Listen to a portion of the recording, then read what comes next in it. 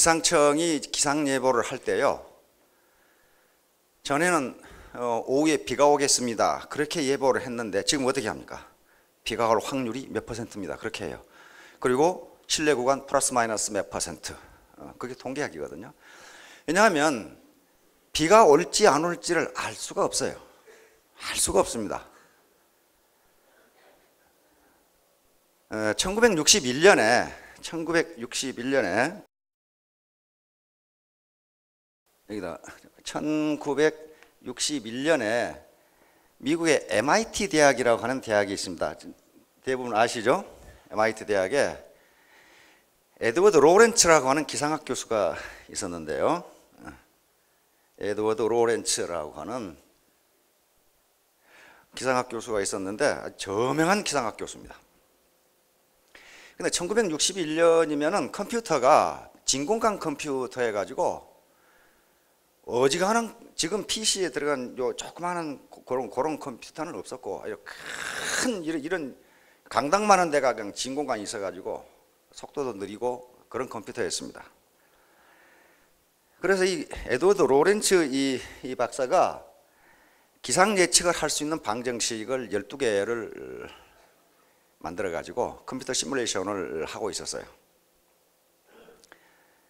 그래서 12개의 방정식의 여러 가지 변수, 뭐 기압이라든가 기온이라든가 풍속이라든가 이런 걸 전부 집어넣어 가지고 이제 다음날 기상 예측 모델을 지금 만들어 내는 겁니다. 이런 사람 덕분에 지금 기상 예보가 되는 거죠. 만들어 내는데 어떤 변수에, 어떤 x라는 변수에 0.506127이라는 어떤 변수가 있었어요. 그래서 이걸 집어넣어 가지고 시뮬레이션을 해서 내일 날씨가 어떻게 되겠다 하는 걸 예측을 이제 했습니다. 그런데 날씨는 굉장히 중요한 문제이기 때문에 특히 우리나라도 중요하지만 미국 같은 경우는 날씨 예보가 엄청나게 중요합니다. 엄청나게 중요해요. 왜냐하면 고속도로가 엄청나게 길기 때문에, 그리고 또 가다 보면 인가가 거의 없기 때문에 만일에 기상 예보를 잘못해서 눈이 오는데 안 온다고 했다가 안 온다고 해버리면 고속도로에서 얼어 죽는 사람이 많아요. 인가도 없고 아무것도 없기 때문에. 그래서 굉장히 중요하게 생각합니다, 기상 예보를. 그래서 실시간 기상 예보를 이렇게 하는데, 이 양반이 이제 기상 예보가 그렇게 중요하니까 한번 해보고 내일 기상이 어떻게 된다 예보를 할 수가 없잖아요.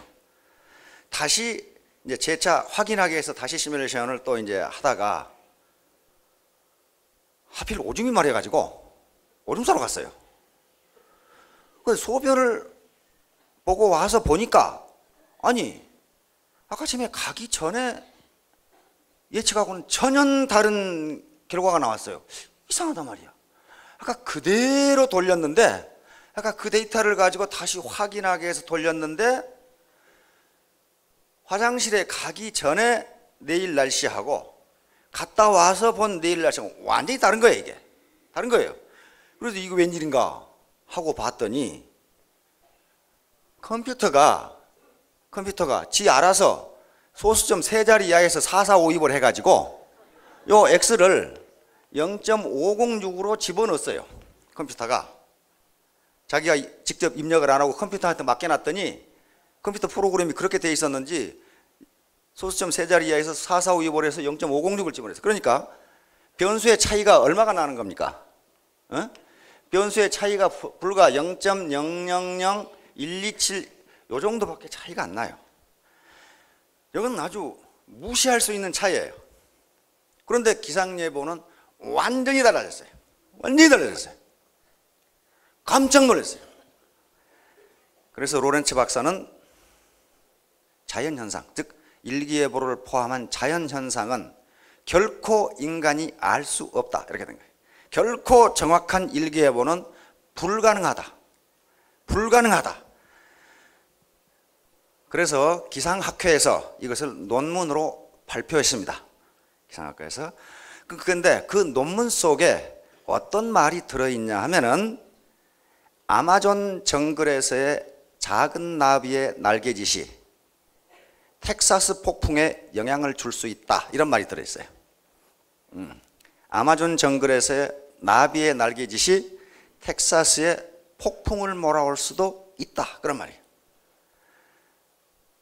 근데 요 아마존 남미가 이렇게 있고 이제 북미가 이렇게 있죠. 그렇다면 아마존은 브라질 여기 있는데, 브라질 정글 속에서 나비의 날개짓이 이쪽 미국 남부의 텍사스의 폭풍에 영향을 준다는 이 메커니즘을 인간은 알 수가 없다, 그 말이에요. 도대체 어떤 메커니즘을 거쳐서 그렇게 되는지를 인간은 도저히 알 수가 없기 때문에 자연현상을 정확히 예측하는 것은 불가능하다, 이렇게 된 거예요. 불가능하다. 그래서 이것을 나비 효과라고 불렀습니다. 나비 효과. 나비 효과. 나비 효과. 이걸 버터플라이 이펙트 이렇게 불렀어요. 버터플라이. 전번에 우리나라 영화 나비 효과 들어왔죠? 예. 버터플라이 이펙트. 이건 그래서 이 버터플라이 이펙트라는 개념이 나오면서 이제 이 분야의 학문이 엄청나게 발전하기 시작합니다. 다시 말하면 초기 조건의 미세한 차이가 엄청난 결과의 차이를 가져오기 때문에 이 초기 조건의 미세한 차이를 잡아주지 않으면 나중에 결과의 차이가 너무너무 크게 난다, 그런 말이에요. 그건 성경은 어디에 나와 있냐면 욥기 8장 7절에 나와 있어요. 내 시작은 미미하였으나 내 나중은 심히 창대하리라, 이런 말씀이 있어요. 그게 나비 효과예요. 내 시작은 미미하였으나 내 나중은 심히 창대하리라. Though your beginning was insignificant, yet your end will increase greatly. 그렇게 돼 있어요. 내 시작은 미미하였으나 내 나중은 심히 창대하리라. 우리는 그런 속담을 알고 있습니다.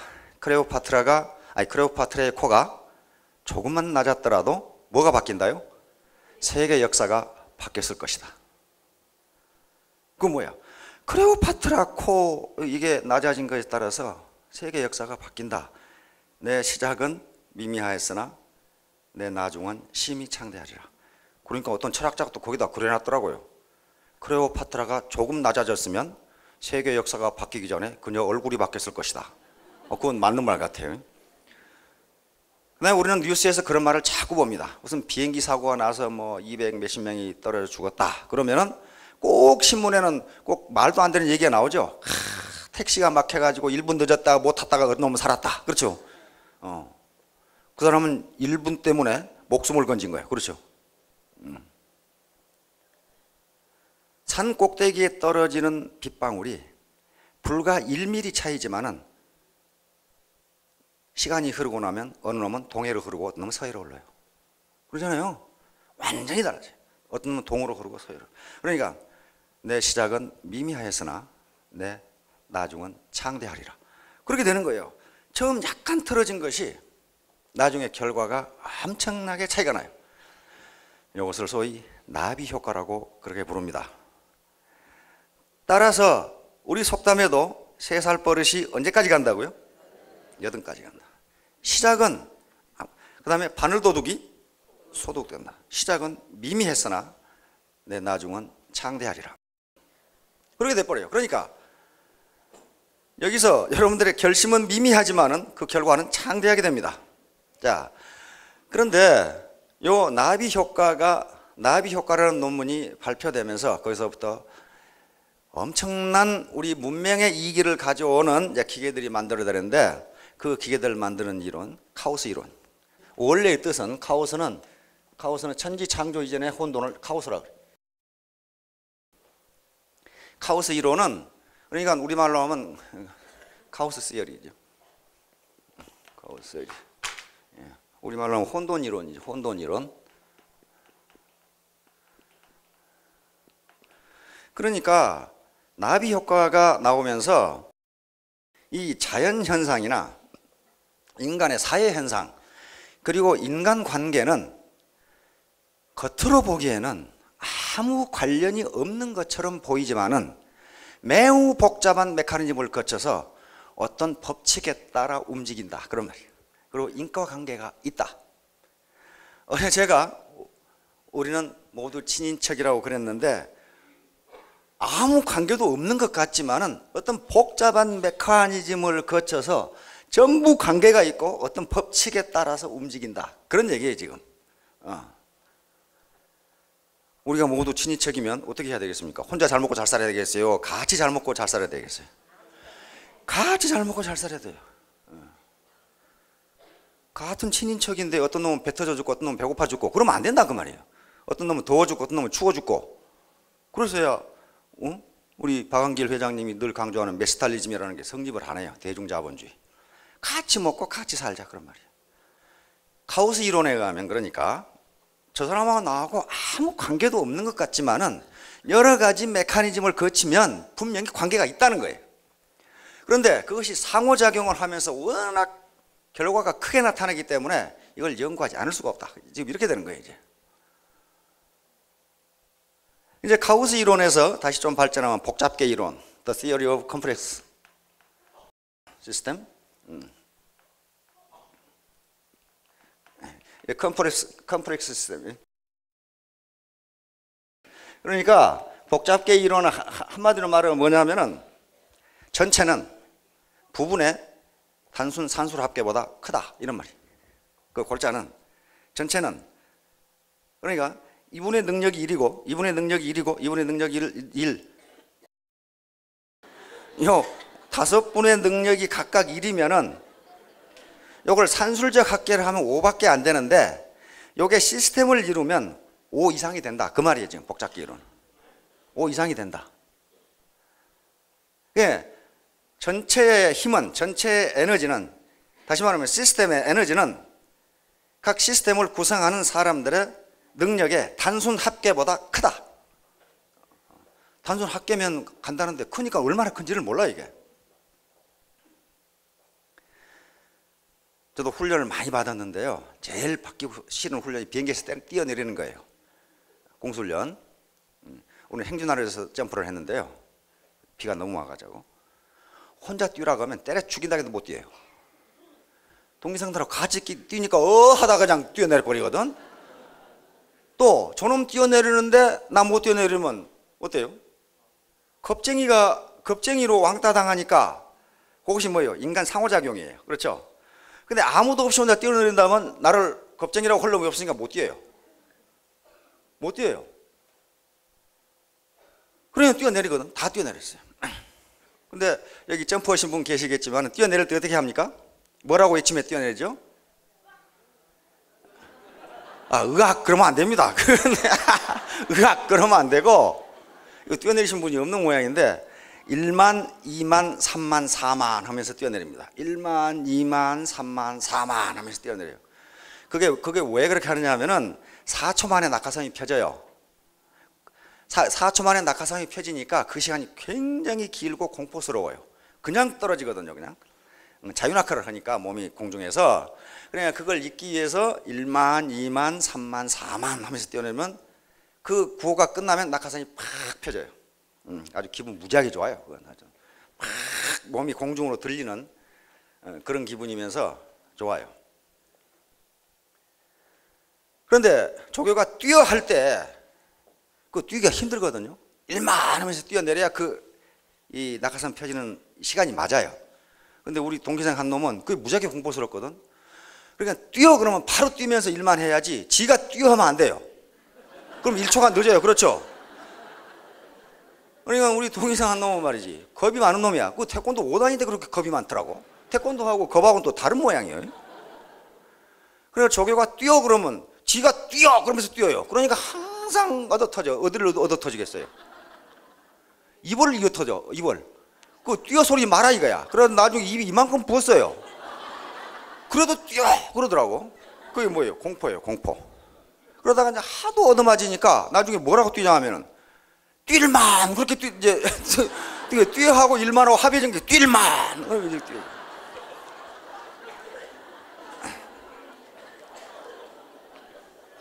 하여간에 이와 같이 조직의 어떤 시스템의 힘은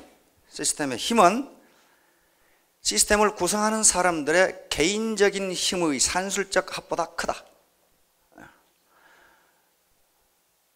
여기서 우리 이 회장님이 강의를 하실 때 이놈도 반팽이, 좀 더 반팽이, 좀 더 반팽이. 그런데 그 반팽이가 합하면 온팽이보다 더 큰 힘이 나온다. 그런 말이. 이게 시스템의 힘이에요. 이게 카오스 이론이고 복잡기 이론이에요. 컴플렉스 시스템 이론이에요. 자, 그러니까 이제 이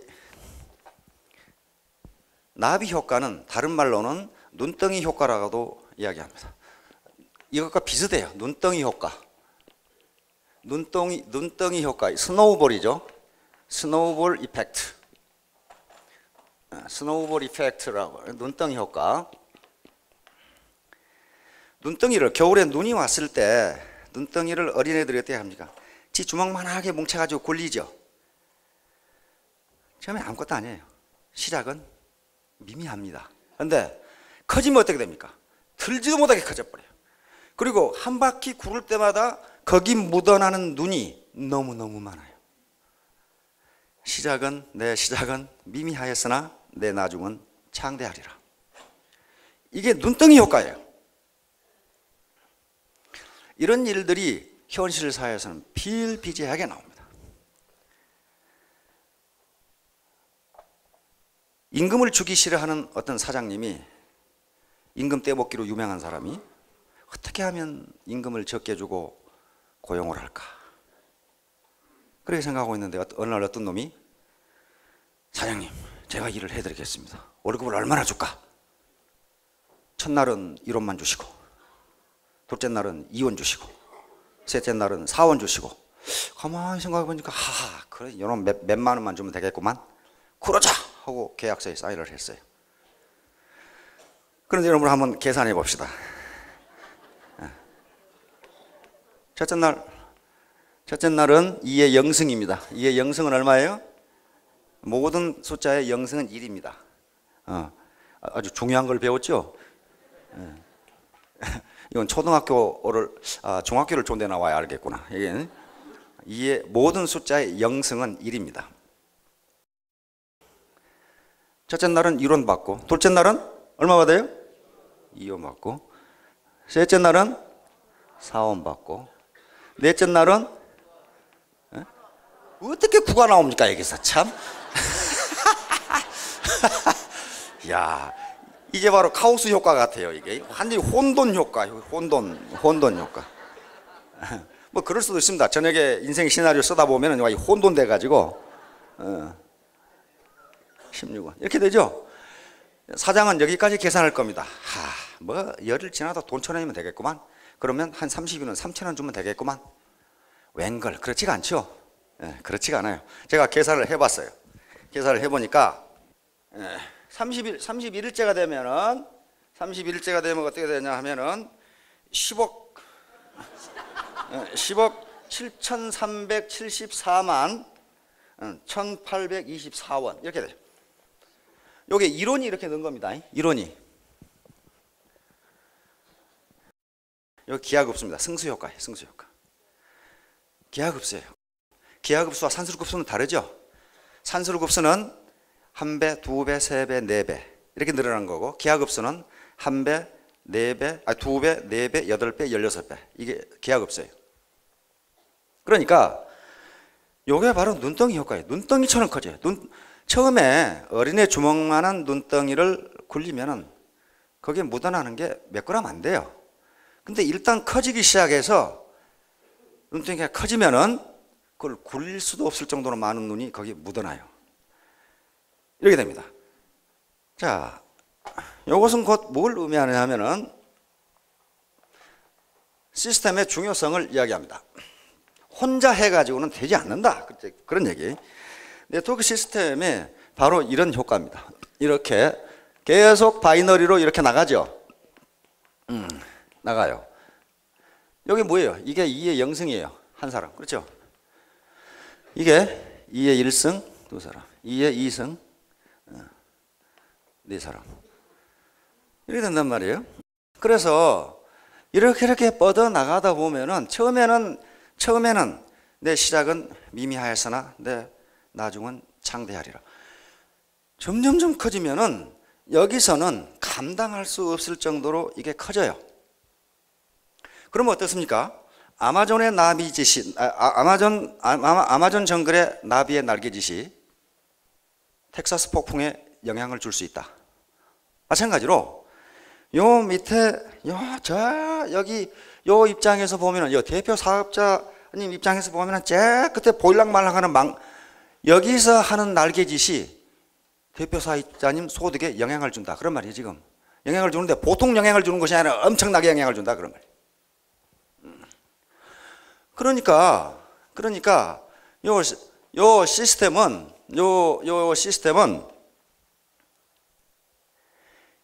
개인의 힘의 산술적 합보다 크다. 엄청나게 커진다.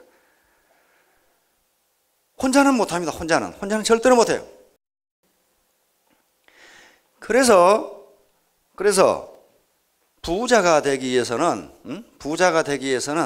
어떤 시스템을 자신이 갖지 않으면 안 돼요. 자기가 시스템을 갖지 않으면 어떻게 되냐면은 자기 노동 투입한 것만큼만 임금을 벌어요. 자기 노동 투입한 것만 임금을 번다고요. 그러면 어떤 사람이 하루에 8시간 일해서 10만 원 번다고 합시다. 그럼 30만 원 벌려면 몇 시간 일해야 돼요? 하루 24시간 일해야 돼요. 그렇잖아요. 자기 노동 투입만큼만 돈을 버니까. 그런데 그 사람 하루 시간을 24시간인데 그걸 48시간으로 늘 수도 없는 문제고, 자기 노동 투입의 대가로 바로 임금을 받는다면 그거 이상 벌 수가 없어요. 그런데 문제는 그것은 그러니까 어떤 회사에 S전자의 회사의 사원도 그렇고 의사도 그렇고 변호사도 그렇고 다 그렇습니다. 구멍가게 주인도 그렇고 자기가 노동 투입한 것만큼만 소득을 벌기 때문에 더 많은 소득을 벌기 위해서는 노동 투입 시간을 늘려야 돼요. 따라서 소득과 자유시간 간에 상충관계가 일어납니다. 트레이드오프 관계가 일어나요. 하나가 많아지면 하나가 적어져요. 이쪽에 소득이라고 잡고 이걸 자유시간이라고 잡으면 이것이 이렇게 된다고. 이렇게 하나가 높아지면 하나가 작아져요. 그래서 점점 소위 애터미에서 이야기하는 균형 잡힌 삶이라는 게 되지를 않아요. 돈을 많이 벌면 시간이 없고 시간이 많으면 주머니가 비고 이런 현상이 빚어진다. 그런 말이에요. 그 다음에 이런 자기 노동의 대가로 임금을 받게 되면 자기 노동 투입이 중단되는 순간 소득이 제로로 떨어져요. 회사에 쫓겨난다거나 또는 명퇴를 한다거나 의사가 아파서 진료를 못한다거나 변호사가 아파서 진료를 못한다거나 이렇게 되면 아무리 많은 소득을 올리고 있는 사람도 그 순간에 소득이 제로가 돼버려요. 왜? 자기 노동 투입의 대가로 임금을 받고 있었으므로. 어떤 시스템이 자기에게 돈을 갖다 준 게 아니거든. 즉 자연적인 시간, 창조된 시간 내에서만 자기 시간만 활용해서 소득을 올렸기 때문에 이런 현상이 나타난다. 그런 말이에요. 그러려면 이와 같이 이 나비 효과 또는 눈덩이 효과를 얻기 위해서는 시스템 속에서 일하면서 시스템 자체를 자기가 가지고 있어야 돼요. 다시 말하면 내가 일을 않더라도 내 대신 일을 해주는 어떤 시스템이 존재해야 된다. 그런 말이에요. 다른 말로는 타임 듀플리케이션, 시간 복제예요. 내가 일을 않는데 나하고 똑같은 일을 해준 놈이 있다. 그런 말이에요. 그러면 자기가 병원에 있건 놀러를 가건 무슨 자빠져 자건 내 대신 어떤 놈이 일을 해줄 거 아니에요. 그러니 소득이 계속 들어와요. 이런 시스템은 또는 여러분들이 초등학교 때 지렛대 해봤죠? 지렛대. 큰 어떤 돌을 들 때 이렇게 이게 지렛대라고 하면 여기에 엄청난 바위가 있다. 한 10톤이나 되는 뭐 또는 500kg 바위가 있다. 저걸 맨손으로 들라고 하는 그것도 무지하게 바보야. 그렇죠? 저걸 어떻게 들겠어요? 뭘로 하면 간단해요? 지렛대로 하면 간단해요. 여기가 지렛대의 원리는 여기서 이렇게 이제 힘을 가지고 이렇게 하죠. 여기가 만약에 F라 그러면 요 무게가 예를 들어서 M이다. 그러면 요 거리 있죠. 거리. 요걸 A라고 그러고 이걸 B라고 하면 A하고 저 M하고 A하고 곱한 것은 F하고 여기 B하고 곱한 같거든. 그러니까 요 지렛대의 길이가 이쪽에 길면 길수록 어떻다는 거예요? 똑같은 힘으로 무거운 물건을 들어 올릴 수 있다. 이 현상이 돼요. 그렇죠? 그렇죠? 이 시스템의 라인이 길어지면 여기 10억을 들어 올릴 수 있는 것을 똑같은 힘으로 100억을 들어 올릴 수 있다. 그런 말이에요. 이게 지렛대 원리야. 레버리지 프린시플. 레버리지라고 그랬죠. 그러니까 이 시스템을 갖지 않으면 그냥 프로그램 투 마우스 하다가 자기 노동 투입이 중단되는 순간 소득이 제로로 떨어진다. 그런 말이에요, 지금. 이건 연금성 소득이 아니잖아요, 그러면. 연금성 소득은 낚시질을 하건 병원에 있건 여행을 가건 계속 나오는 게 연금성 소득 아니에요. 그렇죠? 그러면 이제 자기가 시스템을 가져야 되는데 소득 창출 시스템을 가져야 되는데 그것도 보통 소득 창출 시스템이 아니고 자동 소득 창출 시스템. 이게 자동 소득 창출 시스템. 자동 소득 창출 시스템. 자동이니까 이것을 빌트인이라고 합시다. 빌트인 게이닝 시스템이 뭔가 있어야 될 거 아니냐 그 말이에요. 빌트인 게이닝 시스템. 이건 세 가지 방법이 있습니다. 하나는 시스템을 사버리면 돼요. 자동 게이닝 시스템을, 자동 소득 창출 시스템을 자기가 사버리면 돼. To buy, buying or 시스템이야. 이런 시스템이야. 첫째는 이 소득 창출 시스템을 구입해버리면 돼. 구입. 그런 게 어디가 있어요? 부모한테 100억을 물려받았어. 그러면 어떻게 하면 됩니까? 은행에 예금 상품을 사고 주식을 사고 유가증권을 사면은 그러지? 은행에서 내가 잠잔다고 이자 안 줍니까? 줘요. 회사에서 내 대신 일해주는 놈이 쎄버렸는데 연말 되면 배당금 주겠죠? 내가 병원에 있건 낚시질을 하건 배당금 줘요. 자동적으로 소득이 창출돼요. 내가 일하는 거랑 관계없어요. 누가 일을 해줘요? 누가 대신 일을 해줍니까? 누가 내 시간 복제를 해서 일을 해줘요? 은행이. 돈이 내가 부모한테 몰받은 돈이 내 대신 일을 해줘요. 돈이 내 시간을 복제해줘요. 내가 일 안 해도 그놈이 가서 일해, 돈이. 그런데 시스템을 구입하는 문제는 초기 자금이 필요해요. 참 재수 무지하게 좋게 아버님이 그냥 엄청난 재산을 물려줬다. 그런데 그렇게 재수 좋은 사람이 그렇게 많지가 않아요. 많지가 않습니다. 빚이나 안 물려주면 다행인 뭐 그런 사람들이 굉장히 많아요. 우리 사회에. 두 번째는 자기가 시스템을 구축하면 됩니다. To make a system, 시스템 메이킹이라고 하겠습니다. 이것을 시스템 바잉이라고 그렇게 용어를 만들도록 하겠습니다. 시스템 바잉.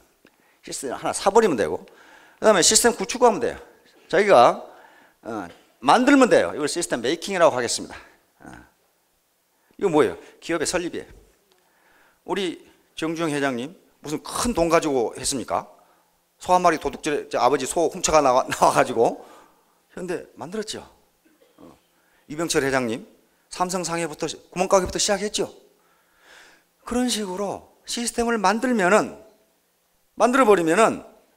거기에 수만의 종업원들이 누구를 위해서? 사장을 위해서 일하고 있어요. 그 종업원들은 시스템의 한 부속으로 자기가 노동한 것만큼 가져가요. 그렇죠? 나머지 부가가치는 전부 다 사장이 다 가져가요. 그러니까 정중 회장님이 해외를 가시건 어디를 가시건 소득은 항상 들어오게 돼 있어요. 항상. 그런데 이게 기업을 만드는 게 쉽지가 않아요. 그때 호랑이 담배 먹던 시절인데 지금은 더 어려워요. 기업을 만드는 게 더 어려워요. 그리고 또 뭐가 필요해요? 만들려면 지금은 그 당시는 소 한 마리만 만들었지만 지금 소 한 마리 가지고 못 만들어요. 기업을 만드는데 이것도 자금이 필요하고 엄청난 경영 능력이 필요해요. 그렇죠? 기업 만든다고 해서 아무나 성공하는 게 아닙니다. 지금 통계를 보면은 지금 식당 10개가 생기면 그중에 9개가 망하죠. 한 개만 겨우 성공해요. 결국은 그럼 어떻게 할 거냐 말이야. 세 번째, 이제 시스템에 진입하면 됩니다. 시스템 진입. 시스템 엔터링이라고 이렇게 정의를 하겠습니다. 시스템에 들어오면 돼요. 시스템에 들어오는데 지금 기존의 기업, 현대나 삼성 이런 기업에 들어가는 것도 시스템에 들어가는 겁니다. 기업이라는 시스템에 들어가는데 그 시스템에 들어가서 시스템에 부속이 돼버리면 그건 내놔 또 플럼 핸드 또 마우스예요. 자기 일한 것만큼 벌고 나머지는 경영자가 가져가고 그렇게 되는 거란 말이에요. 주주들이 가져가고 다 그렇게 돼요. 따라서 이 시스템에 들어가서 자기 시스템을 구축할 수 있는 유일한 방법은 이 네트워크예요. 왜냐하면 제한이 없으니까 그래요. 밑에 제한이 없으니까 삼성이든 현대든 LG든 사원 모집에는 제한이 있어요. 몇 명 모집 딱 그렇게 돼 있어요. 그러나 여러분들 언제 애터미에서 몇 명 모집 그런 거 봤어요? 그런 거 없어요. 또 뭐 판매사 의자 몇 개, 뭐 스타마스터 의자 몇 개 그런 것도 없어요. 의자 수도 정해져 있지 않고 직급 수도 정해져 있지 않고 들어오는 사람 수도 정해져 있지 않고 이렇게 완전히 오픈되어 있기 때문에 열려 있기 때문에 자기 시스템을 구축할 수가 있다 그런 말이에요. 기업에서는 자기 시스템 구축 못합니다. 절대로 못해요. 그러니까 여기에 들어와서 여기에 이제 이렇게 들어와서 여기서 이제 자기 시스템을 얼마나 길게 얼마나 크게 구축하느냐에 따라서 여기서 들어오는 게이닝 소득이 달라진다 그런 말이에요. 그러면 일반적으로 경제학에서는 생산의 조건을 생산 요소를 크게 두 가지로 나눕니다. 노동과 자본 이렇게 돼 있어요. 노동과 자본이 결합해서 거기서 생산물이 나오도록 이렇게 돼 있어요. 이건 변함없는 이론입니다. 노동은 우리 인간의 힘이니까 뭐 설명 안 해도 다 아실 거고 자본은 기계라든가 기구, 공장, 설비, 원료, 의자, 칠판 이런 걸 자본이라 그래요. 여러분들이 앉아있는 의자 이런 것을 뭐라고 그러냐면 자본이라고 그러고 이 집도 자본이라고 그래요. 자본. 자본과 노동이 결합해서 생산물이 나와요. 예를 들면 제가 이 마이크라는 자본이 없어도 강의할 수 있습니다. 그렇죠? 여기 강의할 수 있는데 마이크를 가지고 하는 거하고 마이크가 없을 때 하는 거하고는 생산성이 달라요. 즉 노동과 똑같은 노동이라도 거기에 결합되는 자본이 달라지면 생산성이 달라진다니까요. 언젠가 제가 설명을 했죠. 과손을 하는데 노동은 자기 노동력이다 이렇게 생각하시면 되시고 자본은 과손의 자본은 뭡니까? 땅, 농기구, 과일, 나무, 사다리, 농약 치는 기계 이걸 자본이라 그래요. 거기서 결합해서 생산물이 나와요. 그런데 과수원을 농사를 짓기 위해서 거름을 주기 위해서 파는데 노동만 가지고 판다. 그럼 어떻게 됩니까? 손가락으로 파야 되죠? 손가락으로 파야 돼요. 이게 노동만 가지고 못 팔 거 없어요. 손톱이 좀 닳아져서 그렇지. 이거 파요. 그런데 거기에 홈이라고 하는 자본과 노동이 결합하면 어떻게 됩니까? 훨씬 생산성이 늘어나요. 홈이보다는 더 자본 집약도가 높은 트랙터하고 결합하면 어떻게 됩니까? 생산성이 더 늘어나요. 이와 같이 똑같은 노동인데 어떤 자본과 결합하느냐에 따라서 그 사람 생산 소득이 달라져요. 과일을 따는데 노동만 가지고 따는 수도 있고 자본과 결합해서 따는 수도 있습니다. 노동만 가지고 따는 것은 그냥 이렇게 보고 따는 거예요. 이렇게 저 높이 달린 건 안 따고, 자본과 결합한다는 것은 사다리와 결합하는 걸 자본과 결합이라고 그래요. 사다리를 타고 올라가면 훨씬 쉬운데 그러면 생산성이 높아져요. 그것이 노동과 자본의 결합에 의해서 생산이 이루어진다, 그런 말이에요. 이건 변함이 없습니다. 그건 어떤 생산이건, 서비스의 생산이건 물적 재화의 생산이건 다 마찬가지예요. 노동과 자본이 결합해야 반드시 그게 생산이 나와요.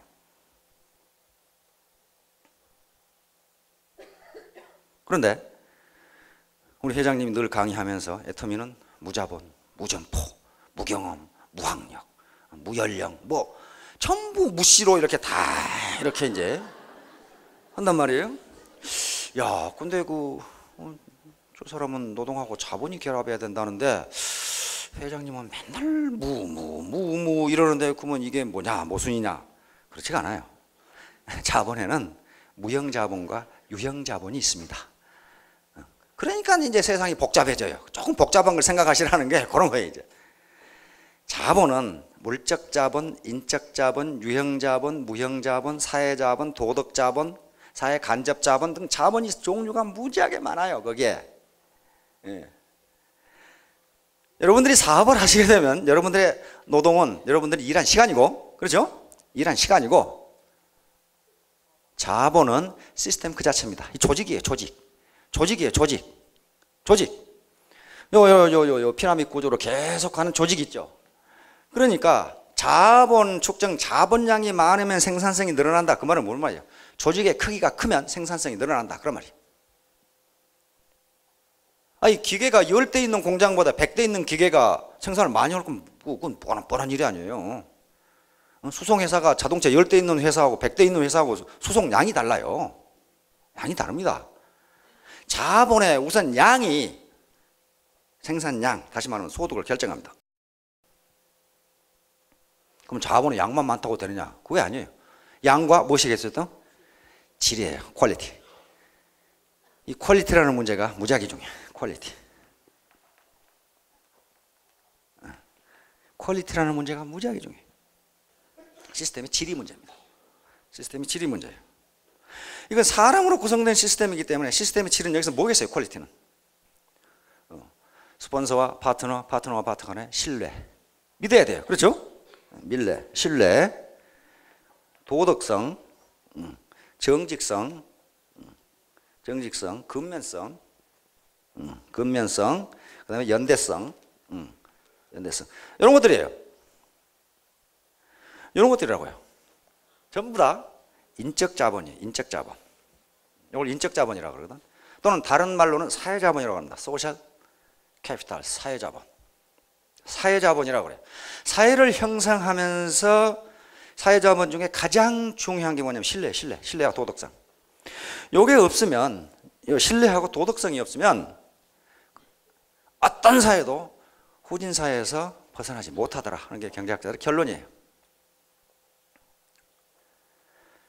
2차 대전 이후에 유엔의 각종 개발기구, 선진국들이 아프리카와 후진국에 엄청난 원조를 해줬어요. 정말 원조 무지무지하게 해줬는데 완전히 밑 빠진 독에 물 붓기예요. 왜 그렇게 했냐면은 경제 이론에 의하면 경제를 발전시켜주면 인간의 도덕성도 좋아질 것이다. 예의 염치를 알게 될 것이다.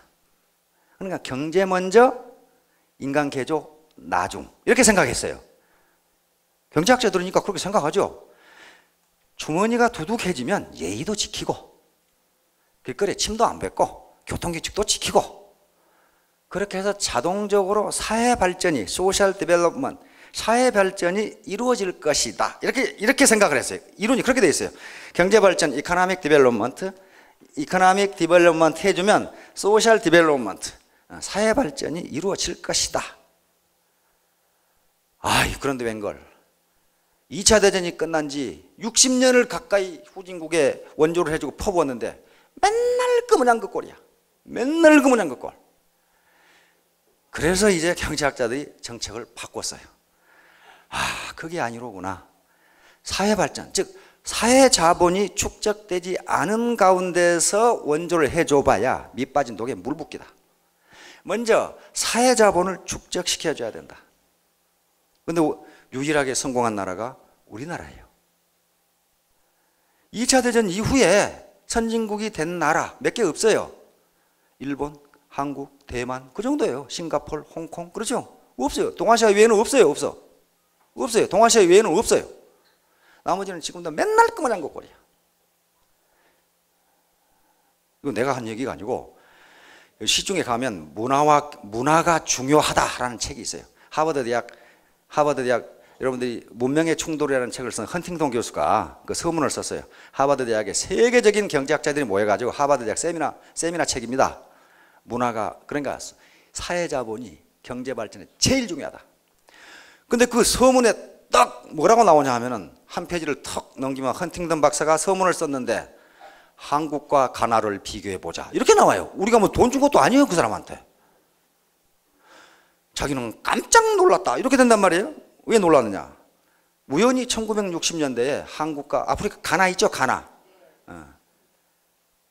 소득과 산업 구조를 비교해 봤더니 어쩌면 그렇게 똑같은지.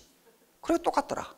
그런데 1995년에 두 나라를 다시 비교해 봤더니 한국은 선진국이 됐는데 가나는 지금도 그대로 가만히 있더라. 옛날 그대로 가만히 있단 말이에요, 60년대. 이게 뭘까?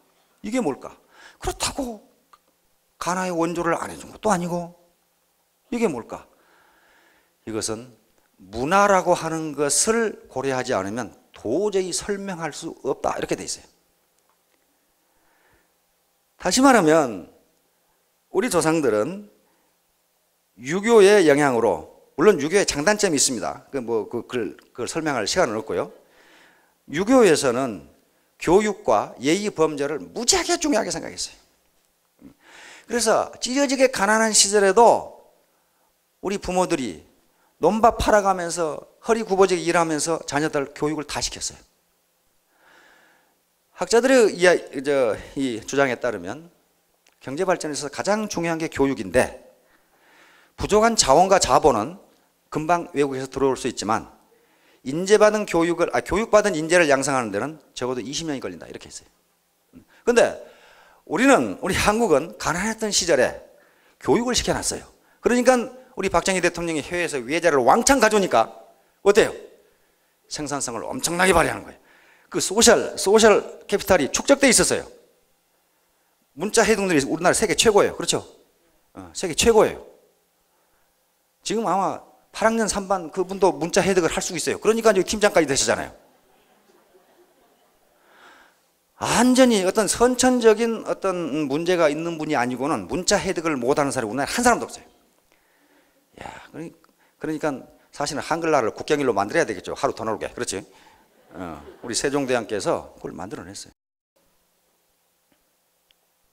그리고 교육을 해놨기 때문에 지금 선진국으로 갈 수 있고 G20 회의도 할 수 있고 그렇게 된 거예요. 지금 가나에서 하겠어요, 토고에서 하겠어요, 무슨 지금 오바마 대통령 아버지 나라가 어디입니까? 케냐죠. 케냐예요. 케냐에 그냥 2번 갔죠. 2번 가서 무슨 얘기했어요? 맨날 한국 얘기만 해. 한국하고 케냐를 비교해 보니까 1960년에 똑같은데 왜 케냐는 지금도 그 모양이고 한국은 선진국이 됐을까? 맨날 그러고 있어요. 오바마가 맨날 그러고 있어요. 그것은 소셜 캐피탈, 사회자본이라고 하는 것을 생각하지 않으면 도저히 불가능해요. 왜냐하면 우리나라에 에너지가 있습니까? 자원이 있습니까? 식량 작업을 합니까? 아무것도 안 돼요. 우리나라 식량 자급률 몇 %예요 지금? 저번에 내가 말씀드렸잖아요. 30%예요. 30% 식량 자급률. 그러니까 외국에서 식량 안 들어오면 100명 중에 70명은 굶어야 돼요. 근데 굶기는커녕 어떡합니까? 맨날 다이어트 한다고 난리 법석이죠. 얼마나 먹어도 되겠다니. 그건 뭐 때문에 그래요? 달러가 있으니까. 달러가 있으니까 사오는 거예요. 북한의 식량 자급률은 70%입니다. 그런데 그 30%를 사올 돈이 없으니까 30%가 맨날 굶고 앉는 거지. 알겠어요? 그러니까 소셜 캐피탈이 그만큼 축적되어 있기 때문에 그게 가능해요. 이 시스템의 크기가 매우 중요하고 그 시스템의 질, 다시 말하면 사회자본, 여기 지금 한 공동체를 구성하고 있는데 여기에 신뢰라고 하는 도덕성, 정직성, 여기 근면성, 연대성, 이런 것이 없으면 시스템이 암만 커도 아무 소용없어요. 아무 소용없죠. 질이 멸렬하게 되는 거죠. 질이 멸렬하게. 자, 그래서 여러분들이 이제 지금까지는 무슨 일을 하셨건 자기 시간을 투입해 가지고 자기가 노력한 것만큼 대가를 받으셨을 겁니다. 또는 또 그 이하로 받으셨을 수도 있어요. 따라서 앞으로 어제 제가 말씀드렸지만 우리나라의 장수 리스크가 세계에서 가장 높고 0.87, 그러니까 20년 더 살이라고 예상했는데 36년을 더 살더라 그 말이에요. 은퇴 후에 설문조사를 해보니까 은퇴 후에 60에 은퇴하면 80까지는 살겠지. 그런데 대충 90을 넘어가더라 그런 말이야. 그러니 이 노릇을 어떻게 할 것인가 하는 게 정부의 고민이에요. 공적연금은 몇 푼 안 되지. 그렇다고 지금 은퇴하는 세대들이 어떻습니까? 일만 뼈 빠지게 한 세대야. 그렇죠? 6.25 나오고 말이야. 일본 놈한테 당하고 4.19 나오고 개발한다고 뭐하고 고생만 뼈 빠지게 했어요. 그런데 이제 자식들한테 다 투자를 해놓고 보니까 nothing, 아무것도 없다. 이렇게 됐는데 이 노릇을 어떻게 할 거냐 정부도 고민이에요 지금. 그러니 현재 학자들의 결론은 지가 해결할 수밖에 없다. 이랬더라고요. 그런 걸 뭐 하려 연구해. 지가 해결해야 되는데 그걸. 지가 해결하면 내버두지 뭐. 근데 그 학자들도 얼마나 답답하겠어요. 그렇죠? 아이고 정부와 사회가 해줘야 되는데 그러려면 세금으로 왕창 걷어야 되고 그것도 안 되고 뭐 당분간 지가 해결해야지. 그러면 이제 자기 시스템을 갖는 수밖에 없습니다. 그리고 자기가 소위 시간 복제인데 타임 디프리케이션 또는 지렛대, 라인이 길어지면 길어질수록 지렛대의 길이가 길어지니까 들어 올릴 수 있는 돈이 더 많아져요. 더 커져요. 자, 이렇게 자기 시스템을 구축해 가지고 모두 다 연금성 소득 올리시면서 풍요한 생활을 누리시기를 바랍니다. 감사합니다.